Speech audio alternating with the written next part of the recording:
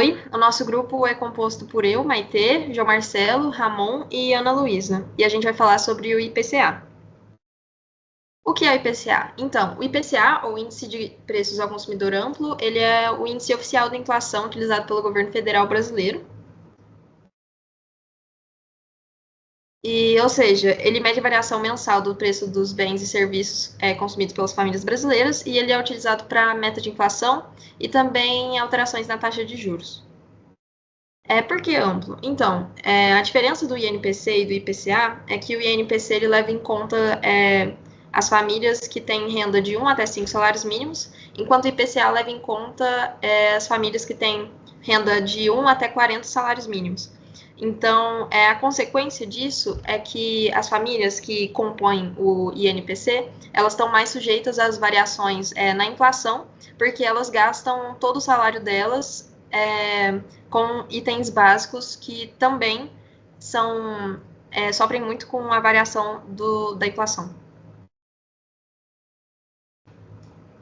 E aqui a gente colocou a variação mensal do mês de agosto desse ano, e olhando aí a gente pode ver que a gente teve uma deflação, uma mínima deflação nesse mês. Certo, agora a gente vai falar sobre as estruturas de ponderação. Mas para entender essas estruturas de ponderação, primeiro a gente precisa falar do POF, que é a pesquisa de orçamentos familiares. Ela é feita em média de 5 em 5 anos pelo IBGE e ela diz respeito ao rendimento familiar gasto com cada produto. Com cada produto, aonde? Nas cestas comerciais, que são os bens e serviços que a população consome, que são mais essenciais. Então, aí, qual população? Ela entra nas classes de rendimento, que é de 1 salário mínimo até 40 salários mínimos. Além disso, as estruturas de ponderação são baseadas na participação dos gastos com cada bem no consumo total. Então, ela adota pesos de acordo com as estimativas fornecidas pela POF, levando em consideração a quantidade populacional de cada região que se adequa nas classes de rendimento. Por meio de uma média ponderada, ela chega a um valor que vai ser utilizado por um tempo.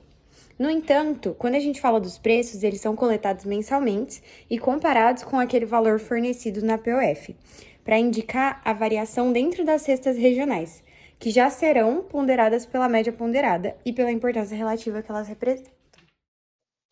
A respeito da coleta de dados para o cálculo do IPCA, a gente tem que ela segue a seguinte metodologia.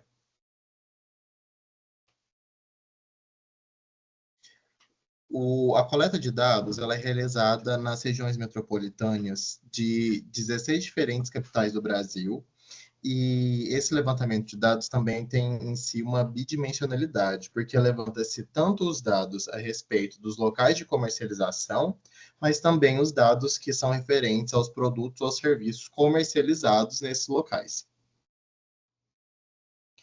Além disso, a gente tem que esses dados levantados devem atender a algumas especificidades ou critérios, como, por exemplo, o conjunto dos produtos que vão compor a amostra devem ser representativos do universo dos produtos que são consumidos pela população ao qual o índice vai se referir. Além disso, o preço que interessa para esse levantamento de dados é o preço efetivamente pago pelos consumidores, ou seja, aquele preço que ele de fato paga quando ele adquire aquele bem ou serviço. Ainda a gente tem que esses preços, esses dados, podem ser coletados tanto de forma presencial como de maneira remota, e também que eles devem ser coletados ao longo de todos os meses do ano e em cada semana de cada um de todos os meses do ano.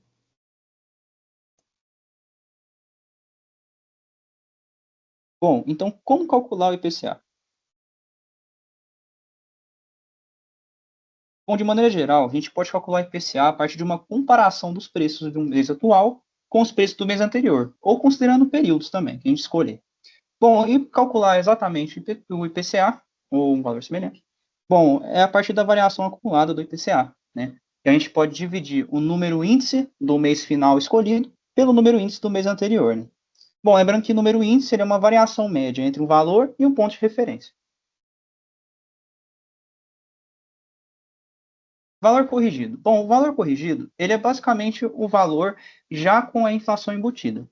E primeiro, para a gente calcular ele, a gente tem que determinar o período que a gente quer analisar né, e o valor inicial também. Nesse caso aqui, setembro de 2012 como mês inicial e março de 2020 como mês final. E o valor inicial a gente vai adotar 1.000. Segunda coisa que a gente tem que fazer é calcular os números índices, né? Aqui eu já vou colocar os valores, né? O cálculo do número índice é basicamente o valor final, né, dividido pelo valor inicial, vezes 100. Bom, e para calcular também o valor de correção, né? O terceiro ponto, que é a variação acumulada de IPCA. Você pega o número índice final e divide pelo número índice inicial. E aí você acha esse valorzinho aí. Por fim, para realmente o valor corrigido agora, a gente pega o valor inicial e multiplica por esse fator de correção, né, que é a variação acumulada de IPCA. Bom, essas são nossas fontes.